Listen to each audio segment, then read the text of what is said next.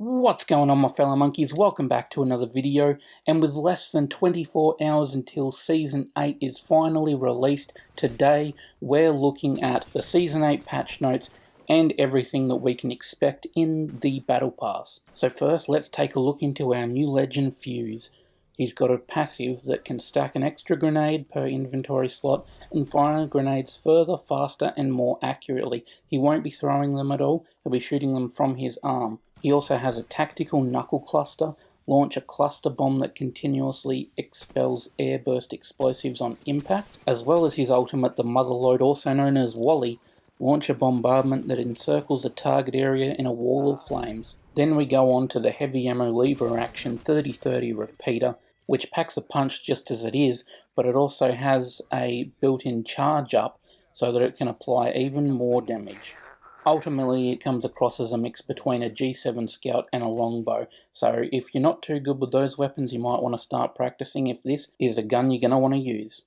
Not to mention, we'll also be having Kings Canyon come back into the map rotation with huge changes to areas such as artillery, slum lakes, and we've also got a huge add-on as a new area so that the map becomes a little bit bigger and makes it less prone to third parties. And let's not forget about our new favourite attachment coming in, the Gold Magazine, which has the same capacity as Purple Mags and will be available for light, heavy, snipers and energy weapons. Now let's move on to the real patch notes, shall we? The things that haven't been shown in my previous videos.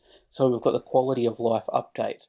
Coming with that is a damage counter, which will now be added to your HUD, and this will allow you to see your damage as the game progresses at any moment that you wish. Also, we now have pinging ammo, so when in your inventory, if you ping your weapons or your ammo, it'll give you an actual count for the amount of ammo you got, as well as pinging the ammo itself will also give a prompt to your teammates that that's some ammo that you're looking for. For those of you that love your lore or just want some extra little details, take a look at all the Legends skins. Some of them are just for fun, but some of them do have a significance to that particular legend, and it will now be shown in the description with a little bit of backstory behind it.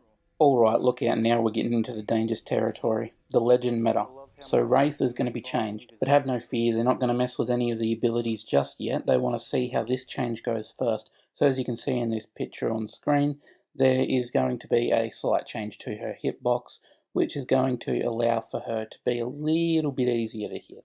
It's not too much of a change, they're hoping it'll be just enough though, that they won't need to mess with any of her abilities. As for the controversial legend that everyone wants changed, but some are saying that with Fuse coming in, Rampart could indeed be a bit more useless, Sheila, her ultimate, is now going to have an angle increase from 120 degrees to 180. That will be a lot nicer, I will admit, as it can be annoying to try and go left and right, trying to get better angles, and it just doesn't quite give you that amount of space, so that's a nice change.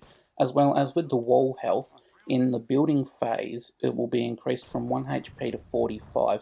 Now that doesn't do too much, however you can't just hit it with a single bullet from any weapon. You can get it with a single sniper round, but you will need to use more than one bullet from any other weapon. Horizon, didn't she come in strong? Anyway, with her change, she is getting her gravity lift effective cooldown increased from 21 seconds to 25 seconds. The 15-second cooldown timer will now start when the gravity lift disappears. This will be a hard blow for any of those Horizon mains out there, but of course it is due to her having a similar win rate and pick rate to that of Wraith. So they want to make sure that that is lowered a little bit, and hoping that this change will do that. We've also got a change coming for Octane with his launch pad. Now hitting it from a standing position will launch players along a high arc, and then hitting it from a crouch position, players will launch along a lower arc, meaning they'll fly lower but further in the horizontal direction. Crypto's getting a small and simple one, removing the ability to stick arc stars to friendly drones. Lobra is getting a change where care packages are concerned. When they're unopened, her Eye for Quality ability will be able to allow her to see the loot inside of them, as well as she can access those with the black market. Also coming in is a change that everybody's wanted for seasons and seasons now, where Caustic's gas will now dissipate as soon as his team is eliminated. On top of that, we also have one for Mirage, where they accidentally released in the Fight Night patch notes that Mirage's decoys would create footstep sounds. It wasn't actually meant for that patch, it was meant for this one. So we can expect those decoys to actually have footstep sounds in Season 8. Let's hope they've got it right this time. Let's move on to the weapon meta. We've got the fully kitted rotation, so all of those fully kitted gold weapons, they were getting rid of the Wingman, Sentinel, Havoc, G7 and the Alternator, and in their place is coming in the R301, the 3030 repeater, the Mozambique, the Longbow and the Spitfire. In the attachments they're also removing the gold barrel from the loot pool, double tap hop up will be removed, and anvil receiver will be added. For those that haven't heard of this hop up yet, it was available back in Season 4 and was used on the Flatline and the 301. This allowed for semi-auto damage to be increased, however it would use 2 bullets per shot, as well as reducing the rate of fire. We also have the Volt bullet damage getting decreased from 16 to 15, just a small little change there, as well as the Alternator having an increase from 15 to 16. On top of that, there's also the Spitfire with its bullet damage increased from 18 to 19, its reload speed increased from 2.8 to 3.2, and its empty reload speed increased from 3.33 seconds to 3.8. And last but not least, the EVA 8 fire rate increased from 2.0 to 2.1. Moving into bug fixes, we have the Caustic. Sonar abilities no longer stop Caustic's highlight vision. For Loba, they've fixed a few exploitable areas on Kings Canyon that Loba was able to reach via her bracelet. For Rampart, jump pads in Octane's Town Takeover no longer allow Rampart to place a Sheila on them, as well as fixed an issue with Rampart's passive persisting even after changing characters in firing range. For the Havoc, there is an issue that has been fixed, causing the Havoc to have 100% accuracy when hip fired through Rampart's amped cover.